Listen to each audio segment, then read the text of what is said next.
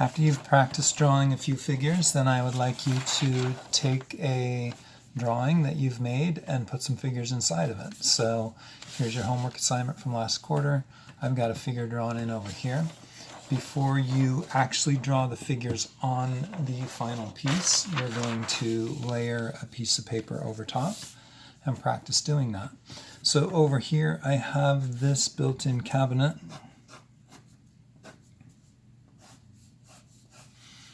with this big flower vase on it here, and I want to put the figure sitting down there. In order to do that, I understand that his pelvis is going to sit right here on the edge of this built-in, right? So I'm going to do his pelvis there. My eye level is up here, right? So if this guy were standing here, his head would be this high, and his feet would come down to right here. His pelvis would be this high, and his rib cage would be here, right? So now I've got a sense of about how big I would want to draw this person. I'm going to come over here, and I'm going to let his head drop down below that because he's sat down, and he's also bending over a little bit. So I'm going to curve. This is called a gesture. When somebody leans over or arches over or something like that, you draw a line through their spine. So I've drawn a line right through his spine that connects his head to his pelvis. I'm going to put his rib cage inside of that. So now I've got the three major forms and a gesture: head, rib cage, pelvis. Here are his hips, so I'm going to put one hip on this side. I'm going to put one hip on this side. That's going off towards vanishing point left. His feet, I know, are going to be down here on the floor, right?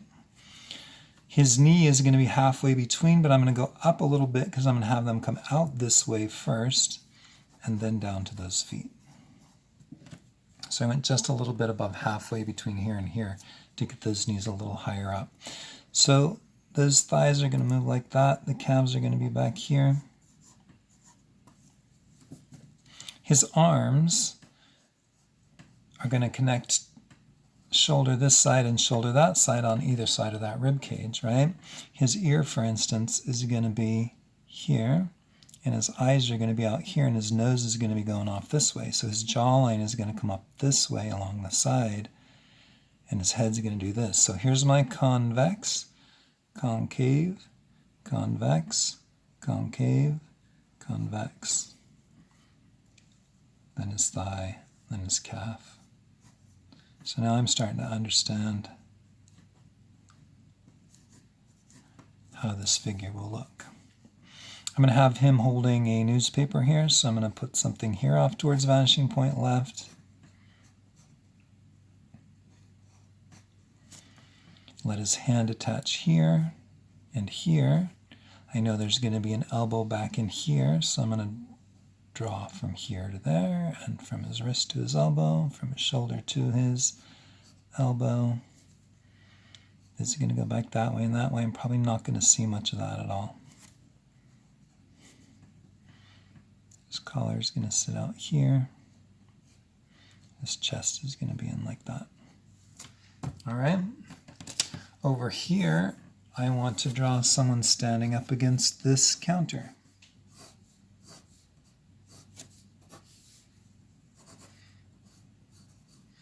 Maybe reaching for something in that bowl of fruit, right? Now, there's a sofa here. So I'm going to have to figure out where the floor line is. Looks like it's right here.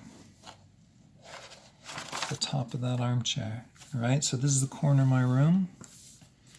This is coming away from vanishing point right to create the floor. So this counter goes all the way down to the floor right here, and then off to vanishing point left, right?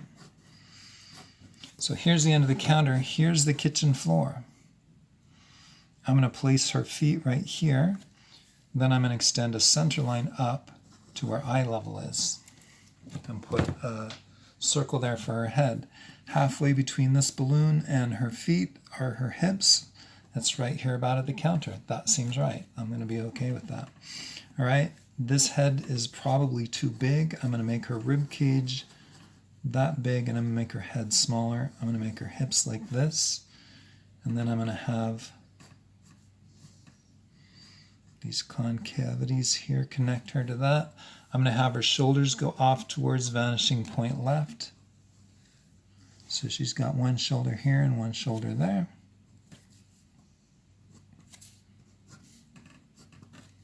So her skirt is going to be halfway between her hip and her knee. I'm actually not going to see that because I'm going to cover it with this sofa. But I do need to find the floor and sketch this all out first so that I can have an understanding of what the proportion is going to be. I want to put her hand here on the counter, so her elbow is going to be maybe like this.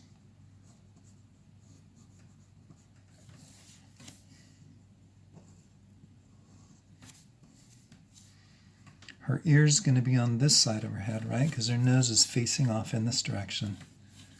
Right there. And she's standing up here next to this counter. Like so. This guy up top.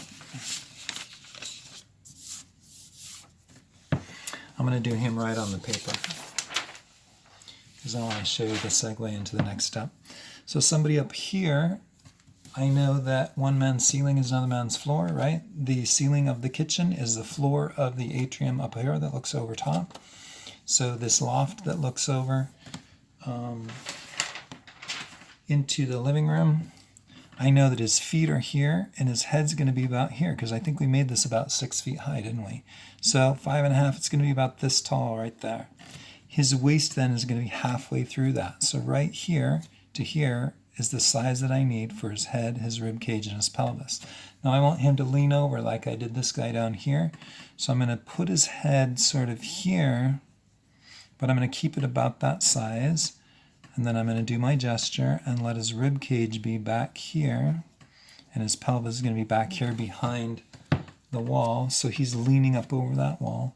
His shoulders go towards the vanishing point right, because this line here that he's leaning on goes towards the vanishing point right. So I'm going to put those balls for his shoulders there. I'll let his elbow come down here.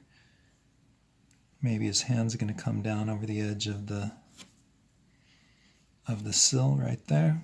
This wants to be concave, convex. His eyes are going to be here, his nose is going to be there, and his jawline is going to come down like this. His ears are going to be right back in there.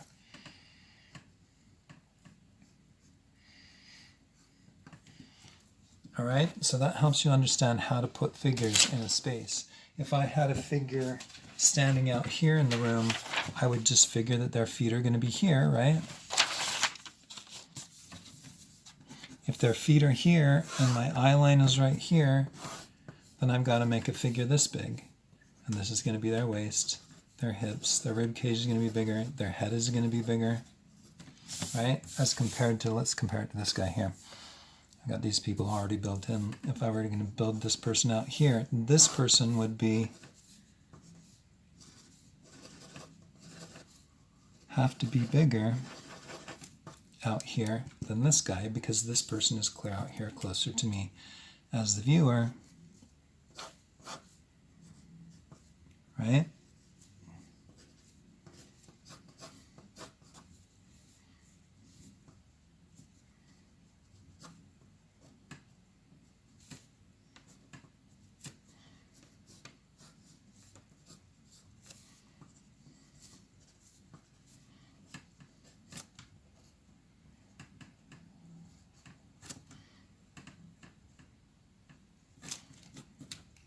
So that gets me a pretty good setup for figures inside of a space.